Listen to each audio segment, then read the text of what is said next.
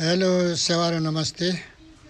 आज चाहिँ म यो म्युजिक भिडियोहरू चाहिँ अहिले कसरी बन्दैछ र एआईले कसरी बनाउँदैछ भन्ने कुरोमा चाहिँ म यहाँ तपाईहरुलाई देखाउँदैछु र ओरिजिनल गायक गायिकाहरूलाई एआईले विस्थापित गर्ने हो कि भन्ने डरलाग्दो किसिमको अहिले भइराछ।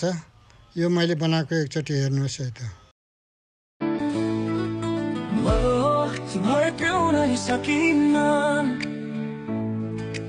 तिमी बिना म त जिउन सकिन्न। अगहर छुटेर हरहरू टुटे तरै पनि म त जिउन सकिन्न। यस्तो गीतहरू चाहिँ मैले धेरैवटा बनाएको छु र युट्युबमा पनि लगाएको छु र टिकटकमा पनि लगाएको छु र सम्पूर्ण चाहिँ शब्द रचना चाहिँ सम्पूर्ण मेरो हो। यो चाहिँ 4-5 वर्षमा अगाडि रचना गरेको गीतहरूको चाहिँ म बनाइरहेको छु र यहाँहरूलाई पनि कसरी बनाउने भन्ने किसिमको पनि म सिकाउने छु। अर्को गीत हेरौँ त।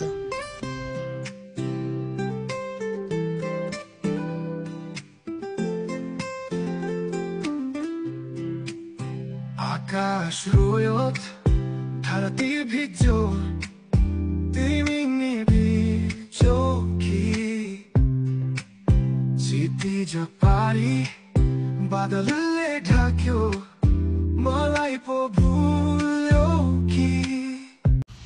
र यो एआईबाट बनाएको गीतहरू चाहिँ कपिराइट हुँदैन र युट्युबमा पनि लगाउन सकिन्छ र टिकटकमा पनि लगाउन सकिन्छ। र यो जुन एउटा झन्डा भएको गीत चाहिँ मैले हालसालै यो जेनजीहरूको आन्दोलनको समयमा मैले बनाएर लगाएको थिएँ। यो पनि एकचोटि यहाँले हेरिदिनुहोस् त। रोकिन रोकिँदै हुवाको आवाज छेकेर छेकिन्न युवाको पहिला डिजिटल संसारको ढोका बन्द भयो हाम्रो आवाजलाई थुन्न खोजियो। एआईबाट गीत बनाउँदा चाहिँ कुनै एआईले चाहिँ 3-4 लाइन 5 लाइन लेखेर दिएपछि चाहिँ उसले आफै गर्ने हुन्छ। तर त्यो आफै गरेको चाहिँ कुनै शब्दहरू के भन्यो भन्ने कुरो नबुझिने पनि हुन्छ।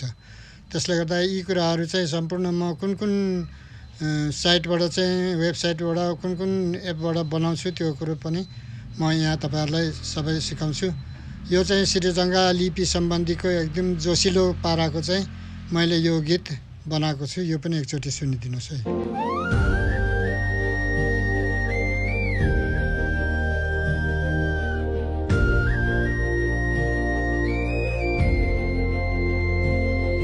लिपि श्रीजङ्गा श्रीजङ्गा श्रीजङ्गा श्रीजङ्गा लिपि हाम्रो इतिहास र पहिचान।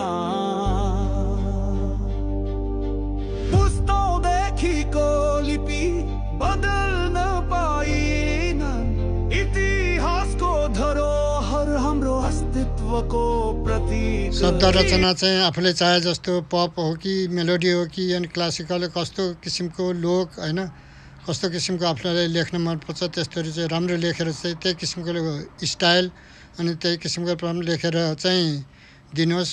एकदम मिठो गीत बन्छ। त्यसैले गर्दा यी कुराहरू पनि म तपाईहरुलाई सिकाउने छु। यो गीत सुन्नुहोस् है त।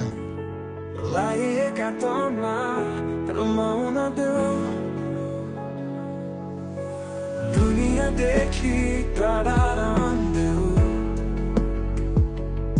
जीवनका उपहार केही सास्नु छैन सारा फेरहरूमा मलाई बाँच्नु छैन। र मैले पालम लिम्बू शब्द त लिम्बू शब्द आउँछ तर पालम चाहिँ गाउँछ गाउँदैन भनेर मैले निकै प्रयास गरेँ। पालम पनि पप स्टाइलले मात्रै भएको छ। पछि म त्यो देखाउने नै छु। र यो चाहिँ यो फिमेल भर्सनको चाहिँ गीत हो। यो एकपटक सुनिदिनु होला।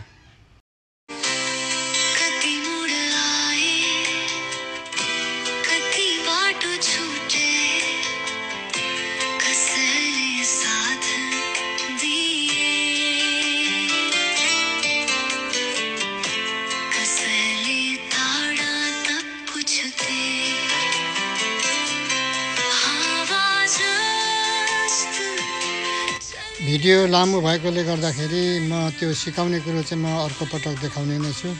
यो मेरो 4-5वटा छोटो छोटो टुक्रा भिडियोहरू लगाएको हेरिदिनु भयो। धेरै धेरै धन्यवाद।